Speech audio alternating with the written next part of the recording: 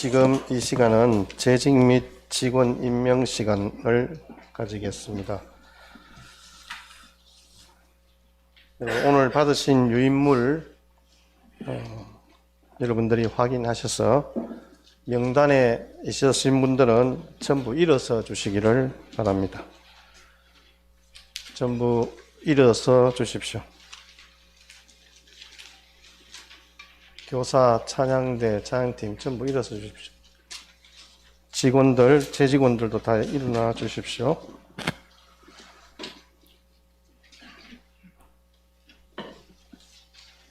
재직원들 다 일어나 주십시오. 기관들, 명명된 분들.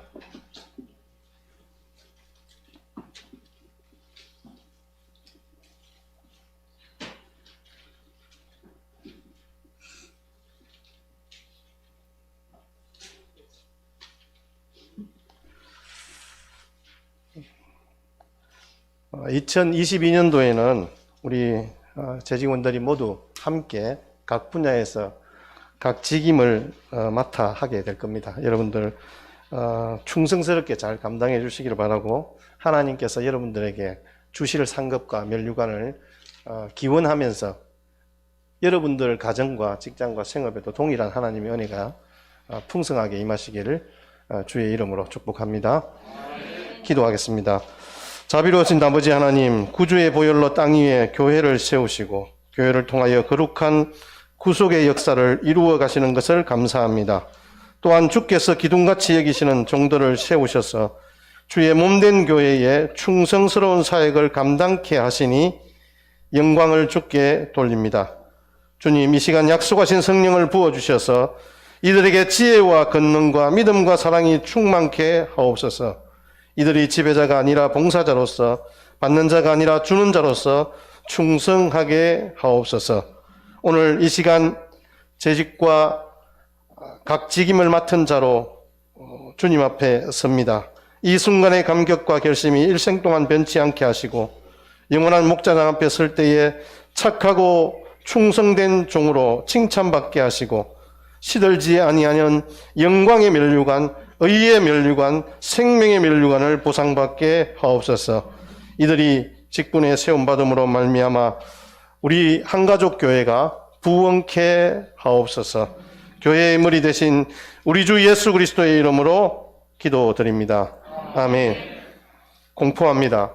교회의 머리 되신 우리 주 예수 그리스도의 이름으로 나는 임명된 모든 이들이 대한예수교 장로의 재직원과 직임자가 된 것을 성부와 성자와 성령의 이름으로 공포합니다. 아멘. 앉으시기 바랍니다.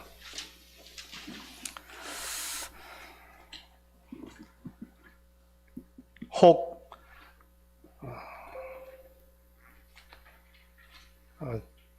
나는 자원을 했고 하고 싶은데 때를 놓쳤거나 누락이 되었거나 혹은 실수로 삭제된 명단이 있을 수 있습니다.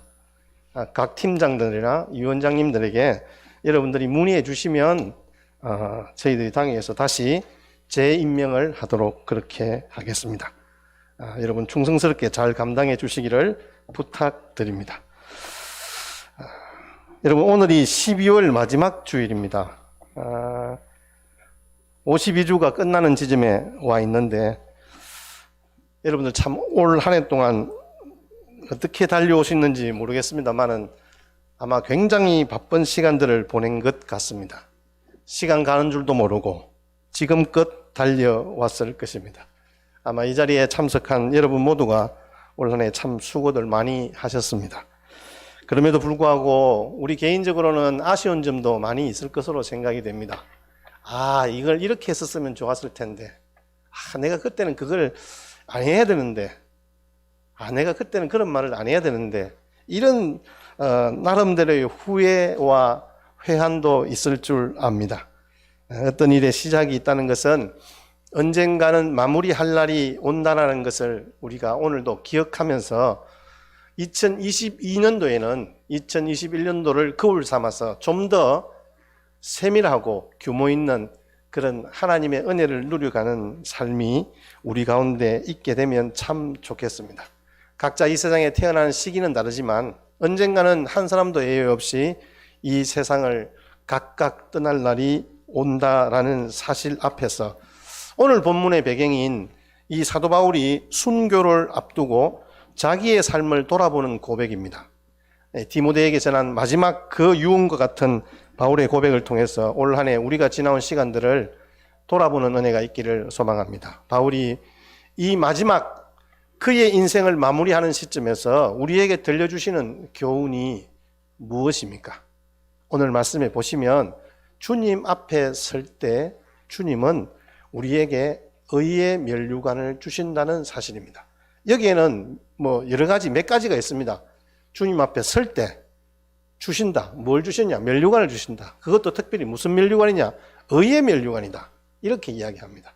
자, 말씀의 본문을 다시 한 번 더 우리 같이 말씀을 우리의 교훈 삼아서 함께 여러분들에게 주시는 성령의 음성으로 알고 같이 함께 읽겠습니다. 합독하시겠습니다. 시작.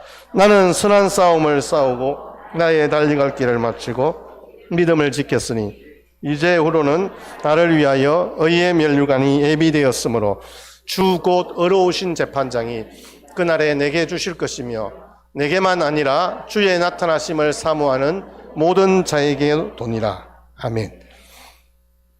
여러분, 여기에 면류관이 나오잖아요.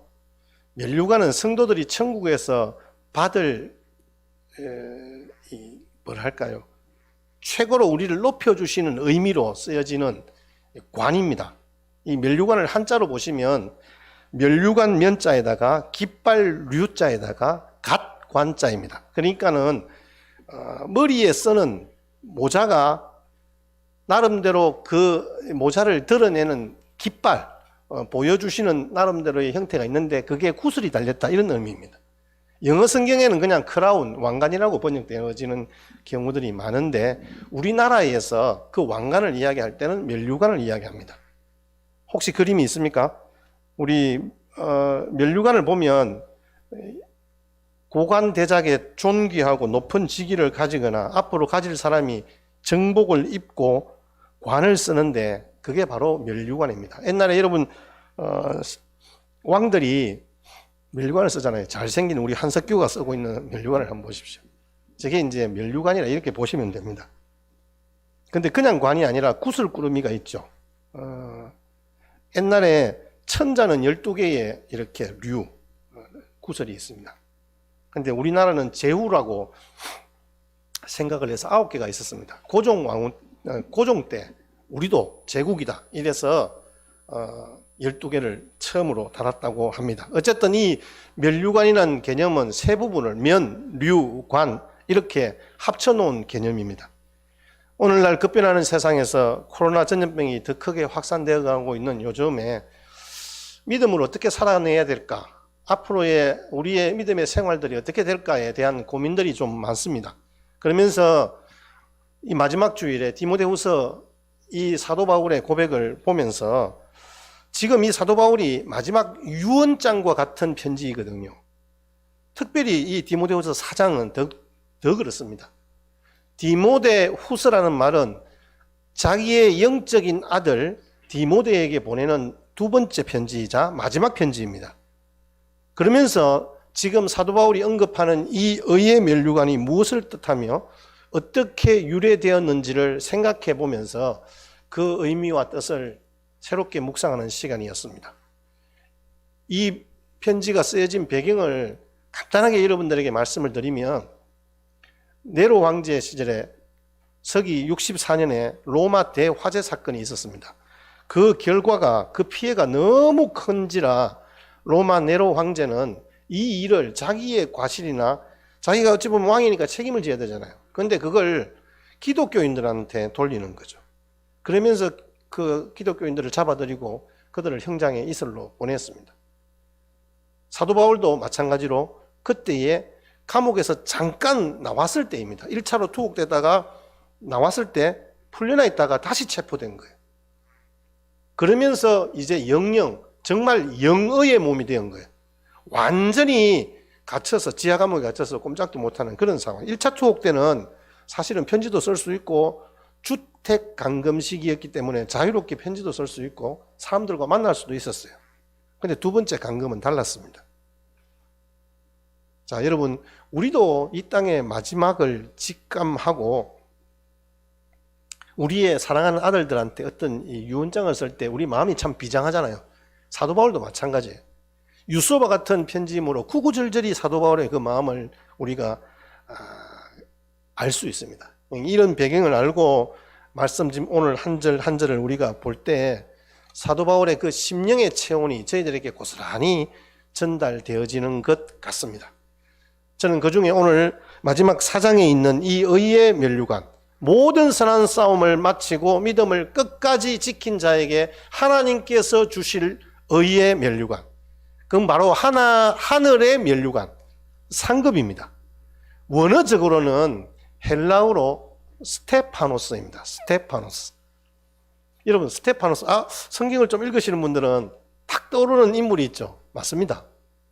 여러분, 그 집사님, 스데반 집사님 맞습니다.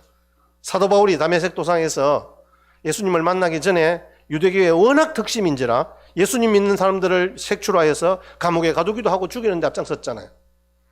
그날도 스데반이 믿음과 성령이 충만하여 수많은 유대인들에게 예수님은 우리의 그리스도가 되시며 죽었다 다시 살아나신 우리의 구주 예수님이라고 설교하고 있는데, 이 유대인들이 목이 곧아서 복음을 듣지 못하고 신성 모독이를 하여서 스데반을 돌로 쳐서 죽이는 그 과정 중에 핵심 인물이 바로 사도 바울이었잖아요. 이 일의 앞장선 자요 책임자인 사도 바울이 제일 먼저 앞에 서서 스데반이 죽어가면서 하는 것을 보았는데, 스데반은 저들을 향해서 저주하기보다는 오히려 주여 이 죄를 저들에게 돌리지 마옵소서 용서해달라는 그 기도를 사도 바울이 조소하면서 보고 있었잖아요. 그 장본이, 그 옷깃을 나누는 자리에 사도 바울이 그 현장에 있었단 말이에요. 그리고 마지막에 돌에 맞아 피를 철철 흘리면서 죽어가는 과정 속에서도 그 얼굴이 천사 같았다는 것을 사도 바울이 가장 가까이에서 보았던 인물입니다. 그래서 사도 바울은 예수님을 만난 이후로 아마 언제나 마음속에 스데반의 그 순교 모습을 계속 떠올리는 거예요. 그러면서 어떻게 내가 정말 믿음으로 살아갈까에 대한 나름대로의 나침반이 되었을 것 같아요. 이렇게 살아야지. 복음을 전하는 자라면 이렇게 살아야지. 사도 바울은 현장에서 봤잖아요. 복음을 전하다가 수많은 어려움과 핍박 속에서 언제나 스데반의 그 마지막 기도를, 그리고 그의 얼굴을 기억하지 않았나 합니다. 그러기에 오늘 이 사도 바울이 마지막 순교를 앞두고 마지막 편지, 마지막 장에 의의 면류관이라는 단어를 사용하면서 이 스데반을 언급하고 있는 거예요.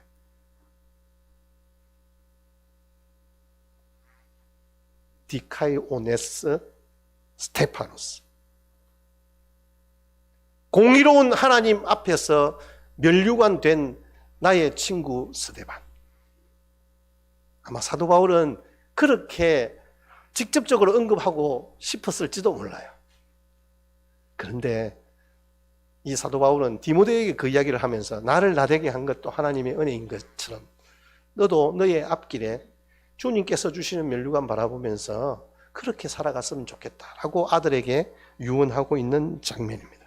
여러분, 면류관이란 승리한 자들을 영화롭게 하는 하나님의 방식이잖아요.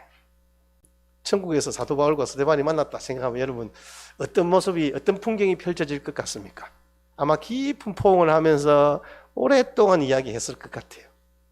스데반이 어서 오게나 바울 이렇게 하면서 활짝 웃어줄 때 사도 바울이 얼마나 좀 미안했겠어요. 사도 바울도 스데반을 안고 그때는 정말 미안했네. 너무 내가 몰랐어. 근데 스데반은 바울의 등을 두드려주면서 아니야, 자네가 예수님 믿고 이렇게 엄청난 주님의 일을 하고 왔으니까 나는 자네가 정말 자랑스럽다. 네가 나의 면류관이야. 바울은 흐르는 눈물을 주체하지 못하고 난 죄인 중에 괴수였지. 하지만 하나님의 은혜로 사도로 불러주셔서 복음의 일꾼으로 일을 하였지만 다 주님이 하셨네. 나는 다만 통로였고 주님의 도구에 불과하네. 그리고 자네가 그 순교할 때 우리를 향한 피 맺힌 기도와 천사와 같은 얼굴이 언제나 떠올라 잊을 수가 없었지 하면서 아마 오랫동안 이야기꽃을 피우면서 둘은 떨어질 줄 몰랐을 것 같아요. 여러분, 우리들도 마찬가지예요. 우리가 이렇게 이 땅 가운데서 각자 다양한 모습으로 살아가지만 천국에서의 만남이 진짜 우리 성도들의 만남과 교제가 아닌가 생각해 봅니다. 스데반도, 사도 바울도 우리의 자랑스러운 믿음의 선배들이잖아요. 성경에 기록된 면류관의 종류는 많아요. 여러분, 의의 면류관, 승리의 면류관, 생명의 면류관, 인자와 긍휼의 면류관, 자랑과 기쁨의 면류관, 썩지 않을 면류관, 영광의 면류관, 금면류관, 뭐 이런 표현들이 많아요. 근데 사실 이런 여러 가지 의미들이 있지만 이 면류관을 대표하는 것이 오늘 사도 바울이 고백하는 의의 면류관이에요. 이 의의 면류관은 디카이온에서 의라는 단어입니다. 공이라는 단어입니다. 공정하다는 뜻입니다. 그러니까 의의 면류관이라는 것은 공정한 재판관이신 하나님의 공정한 재판을 통과해야 얻게 되는 면류관입니다. 죄인이었던 인간이 예수 그리스도를 믿음으로 말미암아 하나님께로부터 너희 죄는 예수님 때문에 없었다. 그러니까 다시는 죄 짓지 말고 신앙생활 잘 하고 살아라. 이렇게 선언받은 자들, 저와 여러분들에게 허락하실 하나님의 약속의 면류관, 그게 바로 의의 면류관인 거예요. 여러분, 세상의 재판은 아닌 것을 기라고 하잖아요. 긴 것을 아니라 그러잖아요. 이게 얼마나 억울해요. 그러나 하나님의 재판은 공정하기 때문에 하나님께서 한 번 인정하시면 그걸로 끝이 납니다. 지옥 갈 사람이 천국으로 가는 거죠. 여러분, 그렇습니다. 구원은 우리의 노력으로 주어지는 것이 아닙니다. 전적인 하나님의 은혜의 선물입니다. 그래서 사도 바울이 열심히 잘 살고 열심히 일했기 때문에 받는 면류관, 상급이라는 의미도 있지만 사실은 너는 이미 하나님께서 약속하신 면류관을 받기로 작정된 사람이야. 그래서 너는 좀 더 면류관 받을 자격이 있는 것처럼 성실하게 살았으면 좋겠다. 예쁘게 살았으면 좋겠다. 미국으로 가려고 이민을 준비하는 가족이 있습니다. 그런데 아버지는 뭐 그래도 학교에서 영어도 좀 하고 해서 가서 좀 적응하면 대강 눈치코치 막 콩글리시로 하면 되겠다 싶은데 아들이 거기 가서 좀 어려움을 당할 것 같은 그런 생각이 든 거예요. 그래서 아이에게 영어 공부를 좀 시키고 싶은데 분명히 너 미국 가면 고생하니까 열심히 영어 공부를 해라. 이렇게 하면 아마 공부를 안 할 것 같은 거예요. 그래서 아버지가 다르게 제안합니다. 내가 네 갖고 싶어하는 핸드폰 사줄 테니까 영어 시험 100점 받아온나. 이렇게 이야기를 하는 거죠. 아이가 영어를 열심히 공부해서 영어에 100점을 받았습니다. 아빠는 아이에게 핸드폰을 사주었습니다. 그리고 얼마 후 이민을 갔습니다. 아이가 영어가 얼마나 중요한지 많은 시간이 흐른 후에 깨닫게 되었습니다. 아버지가 영어 공부를 하라고 한 것이 아니라 나에게 핸드폰을 사주겠다 하면서 나에게 영어 공부를 시킨 이유가 여기에서 이렇게 잘 적응하며 살게 해주시기 위해서 선물을 주셨구나. 결국은 공부는 자신을 위해서 너무 중요하고 필요한 것임을 알게 된 거죠. 여러분, 우리도 마찬가지입니다. 천국의 기쁨이 어떤 건지 잘 모르잖아요. 마치 아이가 미국에서 영어가 어떻게 쓰일지 모르는 것처럼. 근데 아이는 상급 때문에 노력을 했습니다. 영어가 재미있거나 영어 공부의 유익을 알아서 하지 않습니다. 하나님은 우리에게 면류관을 약속하셨습니다. 이 면류관은 분명히 하나님이 내게 주시는 상급입니다. 맞습니다. 반드시 주십니다. 그러나 그것을 얻기 위해 하는 노력과 과정, 그리고 그것을 통해서 우리에게 주어지는 기쁨은 사실은 면류관으로도 바꿀 수 없는 값진 것이죠. 보통 보면 우리는 올림픽을 하면 금은 동메달을 받잖아요. 금은 동메달. 근데 금은 동메달을 받는 사람, 선수들 중에서 행복 지수가 제일 높은 사람이 금메달 받는 사람이 아니라 동메달을 받는 사람이래요. 행복 지수에서 가장 낮은 사람이 예선에 탈락한 사람보다도 더 힘들어하는 사람이 은메달을 받는 사람이에요. 우리는 알잖아요. 우리나라에서도 이상하게 은메달은 좀 취급을 안 해줘요. 금메달 못한 것에 대한 아쉬움 때문에 동메달은 그래도 메달을 따서 행복하다고 그렇게 하는 거죠.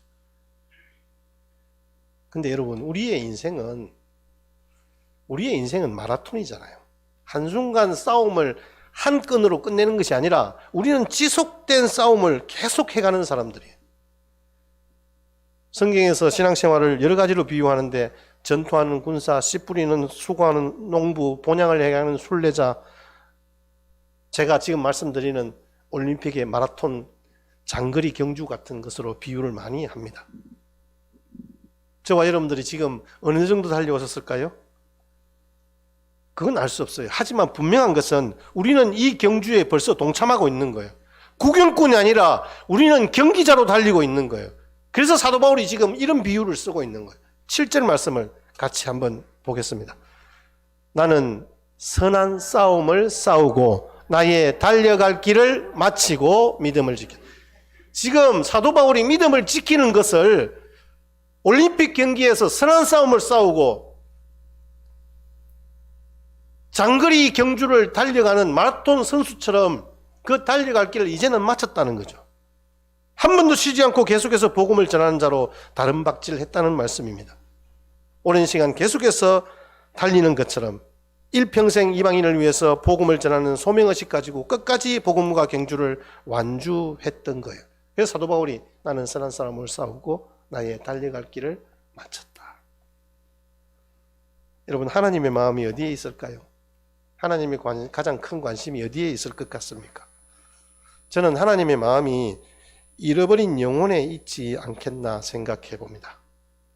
마치 잃어버린 양을 찾아 나섰던 목자의 비유처럼 하나님의 마음은 잃어버린 그 영혼 한 사람 한 사람에게 주님이 찾아가시고 그들을 다시 세우고 함께 선한 싸움을 달려가는 동력자로 세우는 것이 우리 교회의 사명이 아닌가 생각해 봅니다. 여러분, 우리 소망이 거기에 있지 않습니까? 주님께서 우리와 함께 해주시고 하나님이 우리에게 면류관을 씌워줄 때까지 우리가 선한 싸움 마치고 선한 싸움을 싸우고 경주를 마치고 그때 믿음을 지켜서 우리에게 그 의의 면류관을 씌워주신다는 말씀입니다. 하나님께서 우리를 달려가게 하시는 거죠. 하나님께서 오늘도 우리를 그렇게 세워 가신다는 말씀입니다. 그런데 올림픽에서 우리가 거는 금메달에 우리 하나님이 주신 의의 면류관을 비할 수 있겠습니까? 우리들에게는 정말 아름다운 면류관이 예비되어 있잖아요. 오늘도 그 나라에서 있을 그 영광의 면류관, 의의 면류관, 생명의 면류관을 바라보시면서 힘있게 달려가시는 저와 여러분 되시기를 주님의 이름으로 축복합니다. 실제로 사도 바울이 복음을 전하는데요, 너무 많은 대적들이 있었습니다. 사실 그의 삶은 그 대적들과의 싸움이 아니라 자신과의 싸움이었다고 사도 바울은 고백하고 있습니다. 사도행전 20장 24절 말씀에 이렇게 사도 바울이 고백합니다. 내가 나의 달려갈 길과 주 예수께 받은 사명 곧 하나님의 은혜의 복음을 증언하는 일을 마치려 하면은 나의 생명조차 조금도 귀한 것으로 여기지 아니하노라. 사도 바울이 이 복음을 전하는 데 있어서 나의 생명조차 조금도 귀한 것으로 여기지 아니한다 이 말씀 하시면서 염두에 둔 말씀이 바로 오늘 8절 말씀이에요. 오늘 본문 8절 이제 후로는 나를 위하여 의의 면류관이 예비되었다. 주 곧 어려우신 재판장이 그날에 내게 주실 것이다. 내가 달려왔고 나의 생명을 조금 더 귀하게 여기지 않은 것은 내게 예비된 그 의의 면류관, 의로우신 재판장이 그날에 내게 주실 것을 내가 확신하기 때문에 나는 그렇게 지금까지 살아왔다라고 고백하는 거예요. 사도 바울이 기대하는 것은 면류관입니다. 그것은 세상의 왕들이나 통치자들이 주는 면류관이 아닙니다. 자, 그러면 우리는 여기에서 사도 바울이 말하는 것은 하나님이 내게 무슨 상급으로 상장으로 아니면 뭐 금메달 걸어주듯이 그런 개념으로 우리에게 말씀하시는 것만은 아니라는 것을 우리가 생각해 볼 수 있습니다. 지금 사도 바울이 이야기하는 것은 로마 황제가 전쟁을 하고 돌아오는 그 군사들에게 면류관을 씌워주기도 하고 상품을 주기도 하거든요. 근데 그 로마 황제가 주는 것이 아닌 예수 그리스도 주를 사모하는 자들 모두에게 하나님께서 공정하게 주신다는 것을 우리에게 말씀해 주고 있는 거예요. 자, 8절 말씀 다시 한번 보십시다. 그날에 내게 주실 것인데, 의로우신 재판장 앞에 딱 섰을 때 우리가 받을 건데요, 내게만 아니라 주의 나타나심을 사모하는 모든 자에게 하나님께서 허락해 주시는 거죠. 이게 바로 의의 면류관입니다. 여러분, 예수 그리스도가 만왕의 왕이심을 인정할 때 모든 자에게 주시는 하나님의 은혜의 선물, 그게 바로 의의 면류관입니다. 주님을 사랑하는 자들은 어떠한 시험이나 환난이 오더라도 참고 이기어 견디는 자들입니다. 중도에 포기하거나 실족하지 않습니다. 바울을 선한 싸움을 싸울 수 있도록 바울을 주님의 도구로 세우신 하나님이 바울의 달려갈 길을 함께 해주셔서 완죽해 해주신 그 하나님이 마침내 그에게 면류관을 씌워주듯이 주님과 함께 선한 싸움을 싸워가는 저와 여러분들에게 똑같이 주실 거예요. 천국에 들어가면 누가 면류관을 주십니까? 주님이 주시잖아요. 그러니까 결국 의의 면류관은 어떤 상급이라는 개념도 있지만 믿음이 있는 자에게 주어지는 영생을 의미합니다. 영원토록 주님과 함께 거할 천국의 상을 우리에게 의미합니다. 우리가 천국 간다는 말은 무슨 말입니까? 영생한다는 거잖아요. 구원받는다는 말이잖아요. 그래서 요한계시록에는 생명의 면류관으로 생명 자체가 면류관이다라고 우리에게 그렇게 말씀해 주고 있어요. 한번 확인해 볼까요? 요한계시록 2장 10절 말씀을 같이 한번 보겠습니다. 시작. 너는 장차 받을 고난을 두려워하지 말라.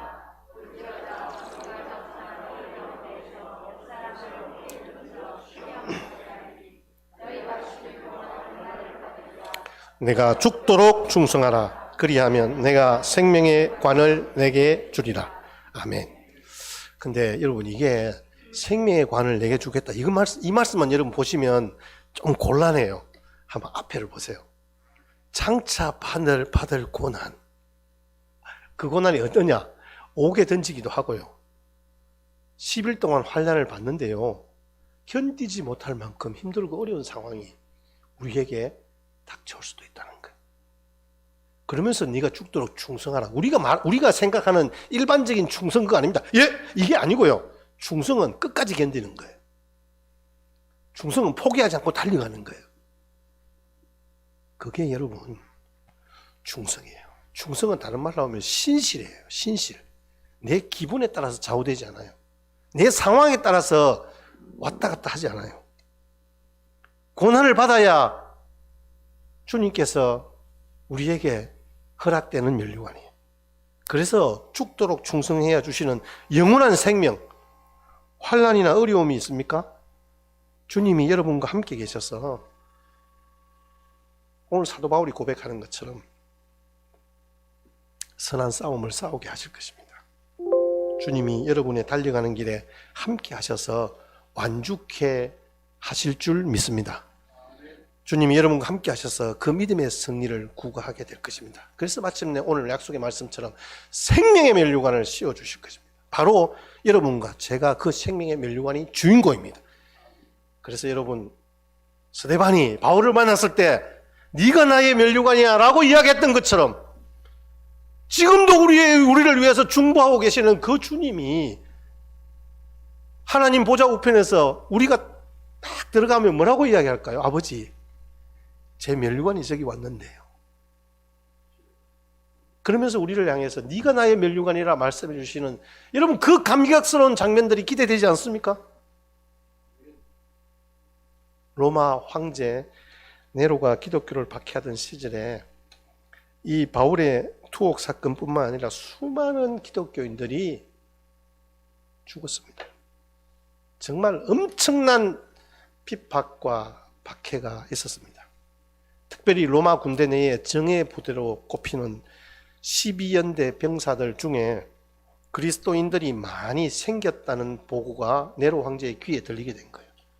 즉시 네로는 부대 지휘관에게 그리스도인들을 전부 색출해서 모조리 죽이라는 명령을 내렸습니다. 지휘관이 12연대에 있는 군사 중에 그리스도인들은 모두 모이라고 명령한 거죠. 그런데 자기는 생각할 때 아무도 안 나올 줄 알은 거예요. 근데 무려 40명이 나온 거예요. 물론 그보다 훨씬 많겠죠. 근데 그가 병사들에게 이렇게 이야기합니다. 그리스도인은 모두 죽이라는 황제의 명이 떨어졌다. 그러나 지금이라도 신앙을 포기하는 자는 살려준다. 지휘관이 상당히 좀 합리적이죠. 그리고 마음이 따뜻했죠. 근데 그 지휘관의 말이 끝났지만 40명의 병사들 한 명도 물러서지 않았습니다. 이제 그들은 죽음의 형벌을 받기 위해 옷을 벗고 꽁꽁 얼어붙은 호수로 보내졌습니다. 추운 겨울 살을 에이는 바람에도 아랑곳하지 않고 그들은 찬양을 하며 호수 위를 걷기 시작했습니다. 한편 호수 가까운 곳에는 천막이 쳐져 있었고 그 안에 더운 물이 가득 담긴 목욕통이 놓여 있었습니다. 신앙을 포기하는 자는 살려주겠다는 그들에게 어찌 보면 호의를 베풀 수 있는 마지막 수단인 거죠. 그런데 그 얼음물 속에서 몇 시간이 지나도록 40명의 병사들은 흐트러짐 없이 그대로 죽어가고 있습니다. 신앙을 버리도록 권유하는 지휘관의 회유책은 계속되었습니다. 그런데 어느 한순간 한 병사가 호수 위를 가로질러서 천막문 앞으로 오는 거예요. 드디어 한 사람이 신앙을 포기한 거예요. 그 병사는 따뜻한 천막 안에 들어와서 얼음장같이 찬 자신의 몸을 뜨거운 목욕통에 담갔습니다. 그런데 그와 동시에 비명을 지르더니 곧 눈을 감고 말았습니다.